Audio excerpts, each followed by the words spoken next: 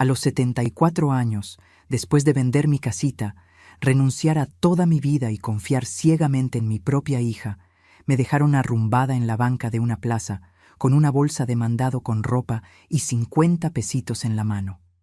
Ella pensó que me había desechado como basura. Lo que no sabía es que yo guardé un secreto por 12 años, y ese secreto lo iba a cambiar todo. Si aún no se han suscrito al canal, háganlo ahora y activen la campanita. Y cuéntenme aquí en los comentarios, ¿desde qué país están viendo este video? Me encanta saber de dónde viene cada uno de ustedes. Hay cosas en la vida que uno no olvida nunca. El olor a las teleras saliendo del horno a las 5 de la mañana.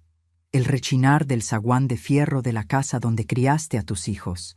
Y el día en que tu propia hija te mira a los ojos y te dice que te convertiste en una carga. Yo me llamo Socorro, Socorro Iturbide Gallegos. Tengo 74 años, el cabello blanco que no me pinto por elección, no por descuido, y unas manos que cargan la memoria de décadas enteras de puro trabajo. Por 38 años fui costurera. No de esas de las lomas o de boutiques de diseñador, no. Fui costurera de barrio, de esas que atienden a doña Mari que quiere ajustar el pantalón del marido, a la novia que no tiene para el vestido de marca pero quiere casarse bien bonita, a la mamá que necesita un vestido de graduación para la hija con la tela que ya tiene en la casa.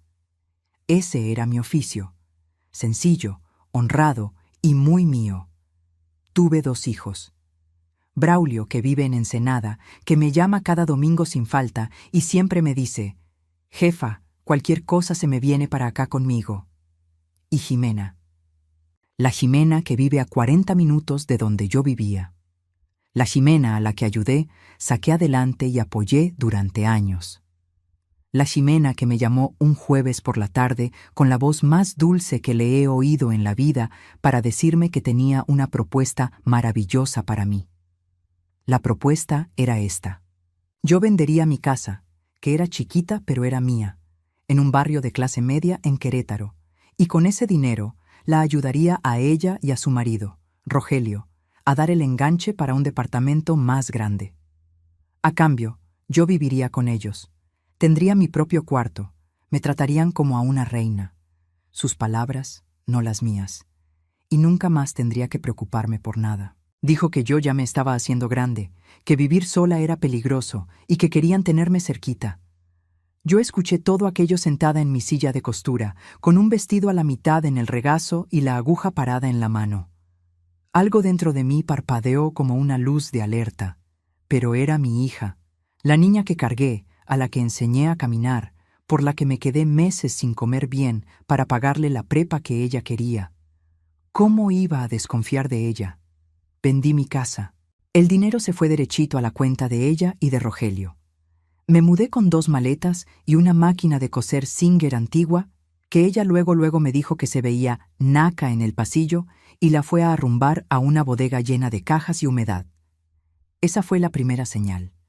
Pero me hice de la vista gorda. Al principio, todo parecía estar bien. Tenía mi cuarto, mi cama, mi ropa en el ropero. Pero poco a poco fui entendiendo cómo funcionaba esa casa. La recámara de enfrente, la más grande, era de ellos. El cuarto de su hijo, Iker, estaba a un lado. Y mi cuarto era el antiguo cuartito de servicio, apretado, sin ventana a la calle, solo un tragaluz hacia el pasillo de la lavandería. Apenas cabía la cama, un ropero chiquito y yo de lado. La primera vez que me quejé del espacio, Jimena soltó esa risita suya, medio fingida, y dijo que era provisional, que pronto lo iban a arreglar. Yo conté los días esperando ese pronto. Pasó un mes. Pasaron 3. Pasó un año entero. Fui perdiendo mis mañas una a una. Dejé de coser porque no tenía dónde poner la máquina. Dejé de recibir visitas porque Jimena decía que gente extraña, en departamento chico estorbaba. Dejé de cocinar porque Rogelio decía que mi sazón tenía mucho chile y especias. Me fui haciendo chiquita. Me fui volviendo invisible dentro de mi propia familia. Mi pensión, que recibía cada mes puntualmente, se volvió una contribución automática para la casa, como ellos le decían. Al principio eran 3,000 pesos, luego 5,000. Después Jimena empezó a agarrar mi tarjeta directamente, diciendo que era para comprar las medicinas que yo necesitaba, medicinas que nunca llegaban completas. Yo miraba la bolsita de la farmacia con las pastillas y trataba de hacer cuentas, pero mi cabeza no quería aceptar lo que los números me gritaban. Empecé a anotar todo en una libretita chiquita, de esas de pasta dura que usaba para tomar las medidas de mis clientas. Ellos no sabían de esa libreta, se quedaba escondida dentro de mi Biblia, que nadie en esa casa abría jamás. Cuando cumplí 2 años viviendo ahí, a Rogelio lo ascendieron en la chamba. En lugar de alivio, eso hizo a Jimena todavía más arrogante. Quiso remodelar el departamento. Cuarto nuevo para Iker, baño nuevo para ellos, vestidor para ella. ¿Y mi cuarto? Mi cuarto se volvió parte del pasillo ampliado. Literalmente tiraron un muro y mi espacio se convirtió en zona de paso del departamento nuevo. Fue una mañana de martes cuando todo llegó al fondo. Me desperté con el ruido de los taladros y los albañiles en la sala. Jimena estaba tomando café, tranquila, como si nada fuera a pasar. Le pregunté dónde iba a dormir yo durante la obra. Suspiró, puso la taza en el fregadero y me soltó sin siquiera mirarme. Pensamos que este sería un buen momento para que te fueras a vivir con la tía Chonita al pueblo. Solo por un tiempo, mamá. La obra va a tardar unos 3 meses. 3 meses. Pero la tía Chonita vivía a 4 horas de ahí, en un pueblito de Hidalgo sin médico especialista, sin farmacias grandes, sin nada de lo que yo necesitaba. Y la tía Chonita era mi prima, no mi hermana, y ya tenía sus propios achaques. Yo iba a ser una carga encima de otra carga. Traté de razonar. Traté de preguntar cuándo me iban a devolver un espacio digno dentro de aquel departamento que yo ayudé a comprar. La respuesta fue Rogelio entrando a la cocina y diciendo, con esa voz gruesa de hombre que no acepta un no, que la plática se había acabado y que el taxi llegaba en 2 horas. 2 horas. Era el tiempo que tenía para deshacer mi vida otra vez. Eché lo que cupo en una bolsa de mandado, agarré mi bolso con los papeles y la Biblia con la libretita adentro. El taxi me dejó en la central de autobuses. Jimena fue conmigo, pero se bajó del carro antes de entrar a la terminal. Dijo que tenía una junta importante. Me puso un billete de 50 pesos en la mano y me pidió que le llamara cuando llegara con la tía. Luego se volvió a subir al taxi y se largó. Me quedé parada en la banqueta, con el sol dándome de lleno en la cabeza y ese billete en la mano. 74 años. 43 años costureando para criar a 2 hijos. Una vida entera de matarme trabajando. Y ahí estaba yo, con una bolsa en la mano, como si fuera un paquete devuelto al remitente. ¿Pero saben cuál fue mi suerte? Mi suerte fue que no aprendí a ser débil. Aprendí a ser costurera. Y una costurera sabe algo que a mucha gente se le olvida.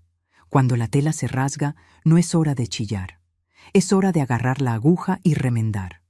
Me quedé sentada en esa banca de la terminal por unos 20 minutos, viendo el gentío.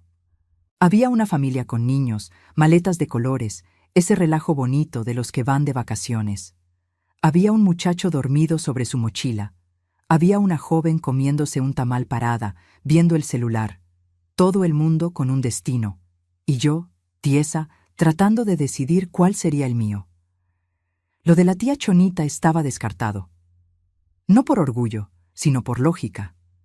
No iba a ser el problema de alguien que ya tenía bastantes. Y además, allá en el fondo de mi corazón, una vocecita terca me decía que yo no necesitaba auxilio. Necesitaba una estrategia. Abrí mi bolso. Adentro, además de los papeles y la Biblia, estaba la libretita de pasta dura azul oscuro. Mi diario de cuentas. Pasé los últimos 2 años anotando cada centavo que entraba y salía de mi pensión. Cada vez que Jimena me quitaba la tarjeta, cada transferencia para la casa, cada compra de medicina que se esfumaba. Todo estaba ahí, con fecha, monto y descripción. Letra chiquita, pero bien clarita. 38 años de costurera le enseñan a la mano a ser precisa. Pero no era solo la libretita lo que cargaba. Dentro de la Biblia, entre el Salmo 91 y el Salmo 121, había un papel doblado en 4. Era el estado de cuenta de una caja de ahorros que abrí hace 12 años, cuando traspasé mi tallercito de costura en el centro de la ciudad. Yo tenía un local chiquito, pero con mucha clientela. Cuando demolieron el edificio para hacer un estacionamiento, me dieron una buena indemnización. Parte de ese dinero lo usé para arreglar mi casa. Otra parte, la mayor, la metí en una inversión en un banco diferente, uno que usaba desde los 90 y que Ximena nunca supo que existía. Ella sabía de mi cuenta corriente, donde caía la pensión. Sabía de la tarjeta. Pero no sabía de este otro banco. Nunca preguntó. Pensaba, como Rogelio, que yo era una vieja tonta que no le entendía al dinero. Qué equivocados estaban. Yo le entendía al dinero porque me pasé la vida entera sin que me sobrara, aprendiendo a estirar cada peso. Quien cose sabe calcular, sabe medir, sabe que 1 centímetro de diferencia te echa a perder un vestido entero. Me levanté de esa banca con la espalda más derecha de lo que había podido estar en los últimos 2 años. Fui al baño de la terminal. Me vi en el espejo manchado. Una señora de pelo blanco, ojos cansados pero bien despiertos, labios firmes. Parecía una mujer que acababa de perderlo todo. Pero yo sabía que no era así. Me lavé la cara con agua fría. Me acomodé el chongo. Me puse el labial rosa viejo que siempre traía en la bolsa. Y salí de ese baño como la Socorro Iturbide Gallegos que siempre he sido, no como la abuelita desechable que mi hija pensó haber dejado atrás. La primera parada fue el banco, no el de la pensión, el otro, mi banco secreto. Fui a la sucursal más cercana, que estaba como a 15 minutos caminando. Mis piernas se quejaron, pero aguantaron. Entré, saqué mi turno de la fila preferencial y esperé. Cuando la cajera me llamó, era una muchacha joven, muy amable, que me trató con esa delicadeza medio condescendiente que los jóvenes le tienen a los viejos.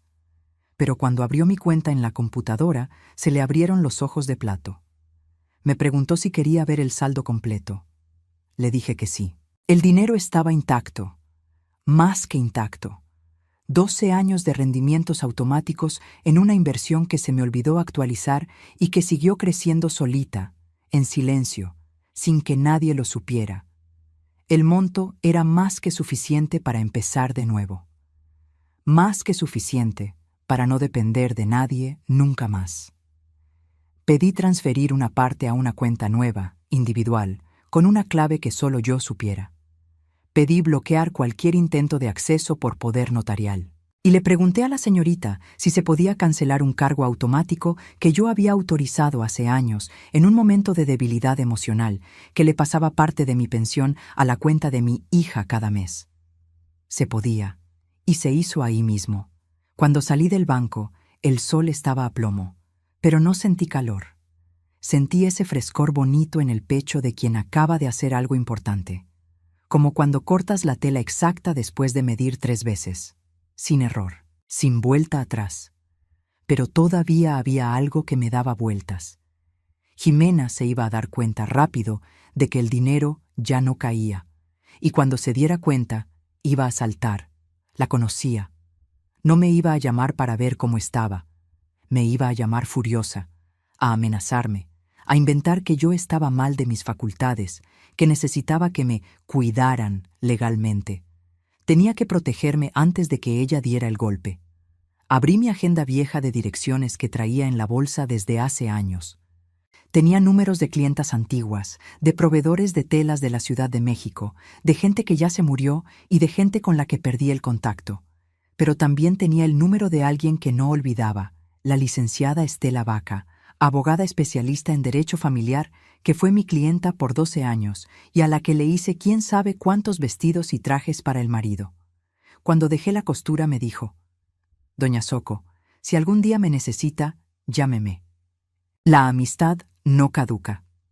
Saqué mi celular, ese aparato viejo que mi hija decía que era un ladrillo, y marqué. Sonó 4 veces. Contestó una secretaria. Pedí hablar con la licenciada Estela. Di mi nombre. 30 segundos después, oí su voz, con la misma energía de siempre. «Doña Socorro, qué gusto. ¿Necesita algo?» Necesito de todo, licenciada, pero voy a empezar por lo principal. Me escuchó por 15 minutos sin interrumpirme. Cuando acabé, se quedó en silencio un momento. Luego dijo: ¿Dónde está ahorita? Le dije que estaba en la banqueta frente a una farmacia cerca de la central. Ella me dijo: no se mueva de ahí. Mando mi coche por usted ahorita mismo. El carro de la licenciada Estela era un sedán negro, elegante. El chofer, un señor como de 50 años, se bajó para ayudarme con la bolsa sin que yo se lo pidiera.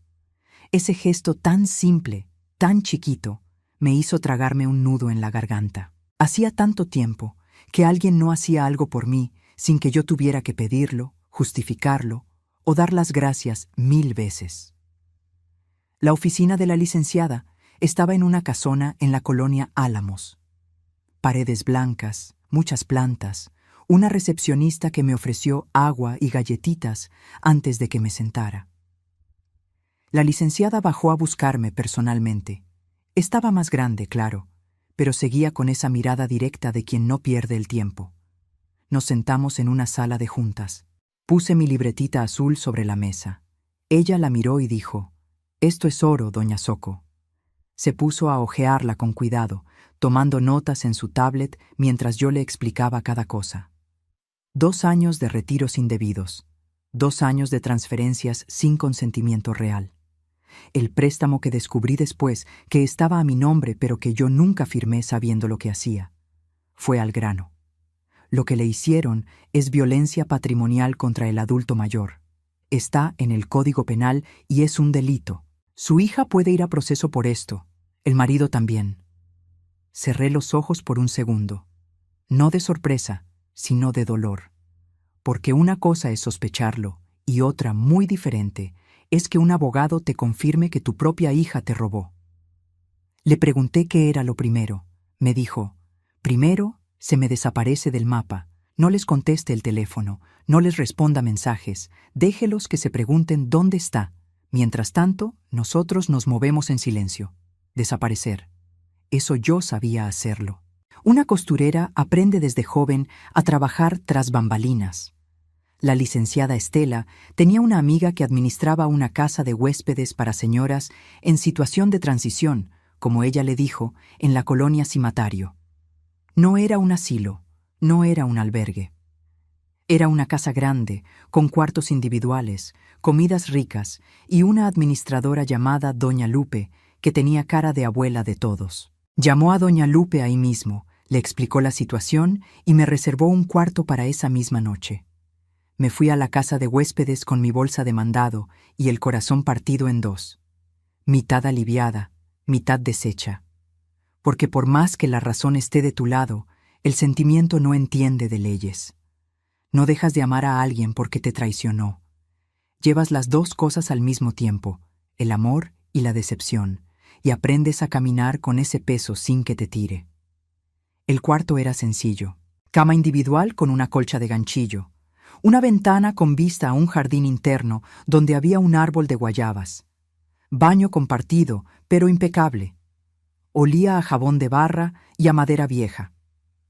Ese olor me recordó a la casa de mi mamá en Simapán, donde crecí. Me senté en la cama y respiré hondo 3 veces. Doña Lupe tocó a la puerta con un caldito de pollo caliente y un pedazo de bolillo. No me preguntó qué había pasado. Solo dijo: «Coma, descanse, que mañana el mundo ahí sigue». Ese tipo de bondad sin juicios es rara y vale más que cualquier discurso.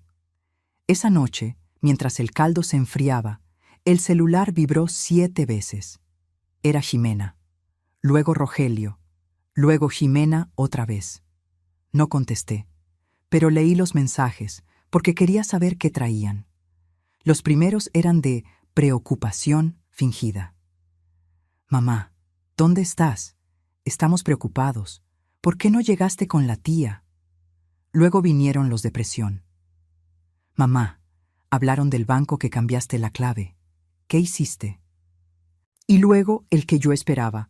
«Doña Socorro, entienda que está actuando de forma irracional. Vamos a tener que tomar medidas legales si no aparece». Medidas legales. palabra elegante para decir que me querían declarar loca. Ya me sabía el caminito. Ya había visto esa novela en otras familias, en historias que mis clientas me contaban mientras les tomaba las medidas. La hija se queda con todo lo de la madre y cuando la madre reclama, la hija dice que tiene demencia. Pero yo estaba lista. A la mañana siguiente, antes que nada, fui a la clínica más cercana con un papel de la licenciada pidiendo una evaluación cognitiva. El doctor era joven, andaba a las carreras, pero era bueno. Me hizo preguntas de orientación, fechas, secuencias. Platiqué con él 20 minutos sobre las noticias, sobre historia de México, sobre los problemas del seguro social. Al final me dijo con una sonrisa: «Doña Soco, de la cabeza está usted mejor que muchos de mis pacientes de 40». Salí con mi certificado en la bolsa, mi escudo de papel. Mientras tanto, la licenciada Estela hacía su chamba en silencio, revisando estados de cuenta, documentando cada peso desviado. Me llamó al tercer día con voz de quien acaba de ganar un volado. «Doña Socorro, el préstamo a su nombre se hizo con un poder que usted firmó hace 3 años, pero está redactado de forma abusiva. Tenemos todo para la demanda». Hace 3 años yo había firmado un papel que Rogelio dijo que era para facilitar los trámites del departamento. «Papeleo burocrático», decía él. Firmé sin leer bien porque confiaba. Porque era mi hija. Porque uno nunca piensa que necesita un abogado para protegerse de su propia sangre. Pero ahí estaba yo, aprendiendo a la mala. En mi cuarta mañana en la casa de huéspedes, me desperté antes de que saliera el sol. Me quedé viendo el techo hasta que la luz entró por la ventana. Pensé en Braulio, mi hijo, el que vive en el norte. No le había llamado porque no quería angustiarlo, pero también porque sabía que si le decía, se iba a querer venir por mí y quererme cuidar. Y yo no necesitaba que nadie me cuidara. Necesitaba cuidarme yo sola. Pero había algo que tenía que hacer ese día. Tenía que volver al departamento de Jimena. No a vivir, no a pedir perdón, a recoger lo que era mío. En el closet de mi cuartito de servicio, adentro de una caja de zapatos en lo más alto, había un sobre grueso. Ahí estaba la escritura de mi casa vendida, unos papeles de mi difunto marido, mi credencial de la Unión de Costureras y un collar de oro que fue de mi madre. Sencillito, una cadenita delgada, sin gran valor para alguien como Jimena, pero con todo el valor del mundo para mí. La licenciada Estela mandó a una asistente legal conmigo, Renata, una joven seria con un maletín de piel. No imponía tanto como la licenciada, pero tenía una seguridad que te hacía sentir protegida. Fuimos en Uber. Me paré frente al edificio moderno que yo ayudé a pagar. Vi la fachada de vidrio y me acordé del día en que Jimena me enseñó los planos en la mesa, toda emocionada, diciendo que íbamos a ser muy felices. Miré esas ventanas brillando al sol y no sentí más que una tristeza fría, la tristeza de quien se da cuenta de que lo que parecía amor era puro interés. El portero me reconoció luego. Me dejó pasar sin problemas. Subimos por el elevador. Renata se quedó callada, respetando mi sentir. La puerta del departamento estaba cerrada. Toqué el timbre. Nada. Volví a tocar. Oí pasos y luego la voz de Rogelio preguntando quién era. Le dije que era yo. Abrió la puerta despacio. Estaba ahí, lo cual era raro un viernes por la mañana. Luego entendí. La obra ya había empezado y el ruido no lo dejaba trabajar desde casa, así que se había quedado tarde. Estaba en bermudas y playera, con una cara que era mitad alivio y mitad miedo. Jimena no estaba. Me imaginé que se había ido a la oficina. Abrió la boca para decir algo, pero se quedó viendo a Renata y al maletín. «No me expliques nada, Rogelio», le dije antes de que empezara. «Solo vine por mis cosas, las que dejé en el cuarto». Se quedó mudo. Me dejó pasar. El departamento era un desmadre por la obra. Muros abiertos, polvo de yeso, el olor a cemento fresco mezclado con pintura. Fui directo a mi antiguo cuartito. La puerta estaba bloqueada con bultos de pegazulejo. Tuve que pedirle a Rogelio que los moviera. Lo hizo sin decir ni pío. Entré. El cuarto ya no tenía muebles, solo cajas amontonadas. Mi caja de zapatos seguía ahí, en la repisa del closet que todavía no tiraban. La agarré. La abrí ahí mismo. El sobre estaba intacto. Papeles, collar, credencial, todo como lo dejé. Metí el sobre en mi bolsa. Miré ese cuartito sofocado donde pasé 2 años de mi vida sintiéndome una arrimada. Y no sentí coraje. Sentí lástima. Lástima por mí, por haberme tardado tanto en reaccionar.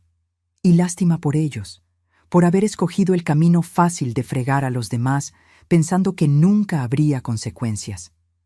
Cuando ya nos íbamos, Renata abrió su maletín y puso 2 papeles sobre la mesa de la sala. Uno era la notificación de la licenciada Estela sobre la demanda que se venía. El otro era la copia del estado de cuenta con todas las transacciones transas bien subrayadas. Rogelio agarró los papeles con la mano temblorosa, leyó la primera línea y se puso pálido, pálido. No dije más. Me di la vuelta y me fui. En el elevador, Renata me preguntó bajito si estaba bien. Le dije que sí. Y era cierto, dentro de lo que cabe. No estaba feliz, pero estaba entera. Estaba de pie, con mi sobre en la bolsa y mi conciencia limpia. Eso, para una mujer de 74 años a la que dejaron en una banca con 50 pesos, ya era una victoria. Esa misma tarde le hablé a Braulio. Le conté todo. Se quedó callado casi 1 minuto. Luego, con la voz entrecortada, me dijo: «Jefa, perdóneme por no haberme dado cuenta antes. Le dije que no había nada que perdonar, que cada quien solo ve lo que tiene enfrente. Le dije que estaba bien, que yo me estaba haciendo cargo. Quiso venirse luego, pero le pedí que esperara. Le dije que cuando necesitara un abrazo, le hablaba, y que cuando necesitara un testigo de mi nuevo comienzo, él sería el primero en saberlo». Pasaron 2 meses. Y lo que pasó no fue de película. No hubo gritos, ni drama público, ni Jimena llegando de rodillas a pedir perdón. La vida real no es una telenovela de las 8. Lo que hubo fue el proceso legal avanzando, los papeles revisándose, las audiencias, y yo, mientras tanto, reconstruyendo. Renté un departamento chiquito cerca de la casa de doña Lupe, en una calle con muchos árboles en el cimatario. 2 piezas, cocina chiquita, una ventana donde entra el sol bien bonito en las mañanas. Lo suficiente, más que suficiente. Saqué mi máquina de coser de la bodega donde Jimena la tenía refundida. Estaba llena de polvo, pero funcionaba perfecto. Una Singer buena es como una buena educación. Aguanta el paso del tiempo. Empecé a coser otra vez. Al principio solo para no estar ociosa, para que las manos no se me entumieran. Le hice un vestido a doña Lupe que le quedó tan chulo que las otras señoras de la casa me pidieron uno igual. Le hice a una, luego a otra. Ajusté un traje para el hijo de alguien. El chisme de que yo cosía corrió como pólvora, como siempre pasa en los barrios. En 6 semanas ya tenía mi lista de espera. No era el ritmo de antes, ni quería que fuera. Era lo suficiente para sentirme viva, útil, para saber que mis manos todavía valen. La licenciada Estela me llamó una mañana. La demanda iba muy bien. El juez había ordenado bloquear parte de los bienes de Rogelio mientras se resolvía todo. El departamento, que se pagó con mi dinero, estaba en pleito. No había nada seguro todavía, pero el camino estaba puesto. ¿Y Jimena? Me llamó una vez, 3 semanas después de todo. Su voz era diferente. No estaba gritando ni amenazando. Estaba apagada. Me dijo: «Mamá, ¿podemos platicar?». Le dije que sí. Nos vimos en un café, en un lugar neutro, sin abogados. Solas ella y yo. Llegó antes que yo. Estaba sentada con las manos apretando la taza, viendo a la mesa. Cuando me vio, se le llenaron los ojos de agua, pero no lloró. Me senté. Pedí mi café. Esperé. Me dijo que sabía que la había regado, que Rogelio la había presionado mucho, que andaban muy apretados de dinero desde hacía años y que se le hizo fácil, que al principio ella misma se convencía de que me estaba cuidando, que me daba techo y comida, que se fue acostumbrando hasta que se le olvidó que me estaba explotando. La escuché toditita. No la interrumpí. Cuando acabó, me quedé callada un momento y luego le dije lo que ya tenía pensado, con calma, sin llorar. Le dije que entendía que el dinero deforma a la gente, que no era la primera ni la última familia que se rompía por unos pesos, que no le guardaba odio, porque el odio es un lastre que a mi edad ya no me puedo permitir, pero que la confianza era otra cosa, y que la confianza, una vez que se rompe así, no se pega con un café y un perdón. Asentó con la cabeza. Se le escapó una lágrima.